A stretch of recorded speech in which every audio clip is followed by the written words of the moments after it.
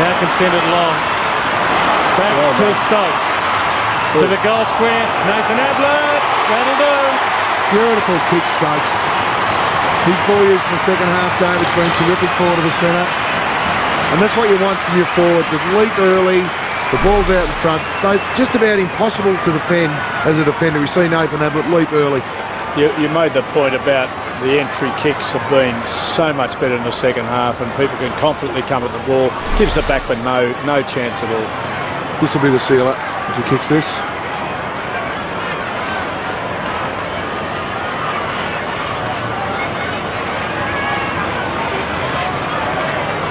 To shut the gate, kicks to the city end, the township end, straight towards the church, and they're home. So the crowd went up as one, David. They did. They had deja vu from last year. There was a couple of nervous little tremors. The Eagles kicked 3 unanswered goals. But when that ball went over the top of the goal umpire's hat, it was just magnificent to watch the crowd go up as one and just say, yep, we're home now, we're home. Stokes' second half has been terrific, David. I think his ball use, his run and carry, his ability to take the opposition on has been terrific.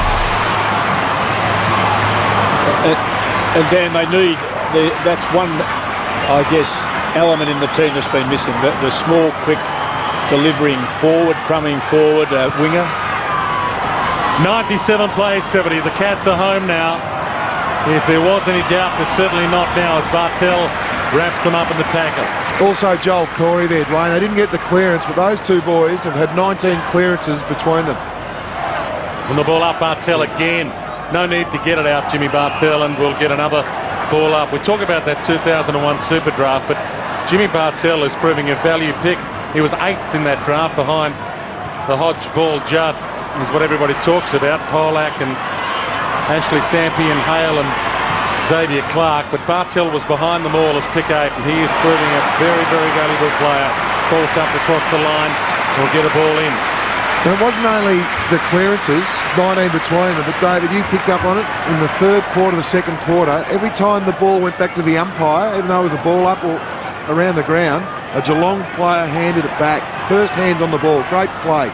Ottens rips it out of the air and gives it to the man we've spoken about a number of times. Jimmy Bartel to the wing. And we'll get a ball in. Well, it's a great combination playing at the moment. Ottens and Bartel. I think Mark Thompson, Ottens recruited maybe as a forward, but I've got no doubt his best position is in the ruck, David. Oh, agreed. It's not quite Polly Farmer, Billy Goggin yet, but who knows? Judd. It's the handball out. Lacroix. Selwood. Big bump by Kelly. Dispossessed Waters. Bartel. Loops the handball over the top. Corey again. Ablett Jr. takes on Waters. Back to Corey. He's spent. Armstrong. Turn it back over. Steve Johnson. One hand held. Slung. Can't get the kick away. Hearn. Dumped by Tenace. And now Armstrong sends it towards half forward. Hanson. 4 to beat. In the pack. Daniel Chick. Enright. Kelly. Rosa comes at him. He gets the kick away just in time. Wirapunda takes the mark at half-back. 2.5 minutes to the first loss of the season for the West Coast Eagles and to the most important win of the year for the Cats. And it's also a good win for the other 14 and 15 teams going around, David, to know that this team's not invincible. All but without Cox and Embley, probably 2 out of their best 5 players, I would have thought. There'll be a lot of analysis of this tape by coaching staff, don't worry. Wirapunda, good for the rest of the teams in the competition you mentioned. Good for Port Adelaide. They're now equal top of the ladder with the West Coast. Stokes. Ablett got it from Corey. Bounces away. There's a spring in his step. Mooney. Gee, that's exciting football from Gary Ablett. His ability to run, stop, change direction with lateral movement. Well, I was just about to say it's the best I've seen. I think his father was very good at it as well. I'd put him in the top 2, I think. Cameron Mooney. He's got a couple. And he lines up from 50. He's had a good afternoon as well, Cameron Mooney. Different Cameron Mooney this year. It's the full Mooney. He's punched. But they ought to be delighted, Dan. I mean, I just saw in that sequence of play going forward, David Johnson hammered into young Hearn, who wasn't expecting it, and down he went. It was a terrific bump, and he stood there looking for a while. He said, "Gee, I didn't know I was good at that sort of stuff." And this is a great win because, look, they were mini challenged 10 minutes ago. Yep. And it's a much better win because not only they just run the game out, the Eagles challenged them, but Geelong said, no, we'll give it back with interest. Yeah, instead of Dan falling over the line with them coming back and people putting the question marks on, they've just turned it round. It's just been a terrific finish. Another 8 goal kickers too for Geelong, spreading the load. 33-point margin. Just over a minute remaining. Another clearance too for Geelong. Exactly. 26th possession for Joel Corey. Stokes, who's been sensational after quarter time. It's a nice boundary line Varco. Well, you talk about the blueprint is in the middle of the ground. Otten's ruck work and Blake has been sensational, and the underneath players, Bartel, Joel Corey, winning the clearances, that's the blueprint. Go in hard, pressure the opposition, more importantly, win the ball. Geelong's reserves have been winning every week in the VFL with guys like Stephen King running around, puts pressure on the senior players to keep producing.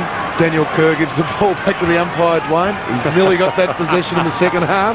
Cameron Ling, well, he is the mayor, Cameron Ling. And as his nickname down here is sometimes not popular with fans here at the Cattery, but most of the time they love him. As they do Cam Mooney, loads up from 30. There's a whole lot of love in the room.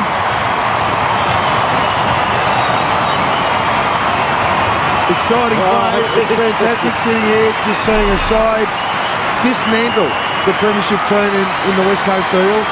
A lot of people will say they're due for a downer, but all you can do is perform at your ability, and they've won every quarter of football now. That's no mean feat against the Eagles, David. Probably also something for the couple that they're missing. There's no doubt that Cox was a terrific loss in terms of their structure.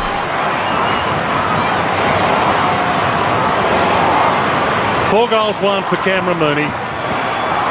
Nathan Ablett 3, Otten's 2, Steve Johnson 2, and young Gary Ablett 2. Great spread of goal kickers for their forward line. And the ball up, free kick will go to Seaby against Ottens. He won't even argue the point, Brad Ottens. There's no use. Shake of the head as good as anything. Hanson's on the move, takes the mark. Egan's been pretty good in defence for the Cats this afternoon. Hanson. Braun about to get run down. Steve Johnson brings him down. Sends it wide, Bartel. One last possession for him. To Stokes. Takes them on. Chip kick to Mooney. And he can finish the show. Pokes it over the top to Stokes. Takes the mark. And can go back and kick the goal. Well, let's hope he does, Dwayne. That would put the icing properly on the cake with a few candles too. The scoreboard tells the true tale. They deserve to win by this amount. It's been a fantastic performance here by the Geelong Football Club. An arm wrestle, as we know, Dan, I think until half-time. The premiership quarter was well and truly won by Geelong. While they were challenged, they hung firm in the finish to now have just run away. This would be a lovely finish if young Stokes can put it away. It stands at 39 points to make it 45. And it doesn't register a score, but it doesn't really matter. It's been a magnificent performance, a 39-point victory for the Cats.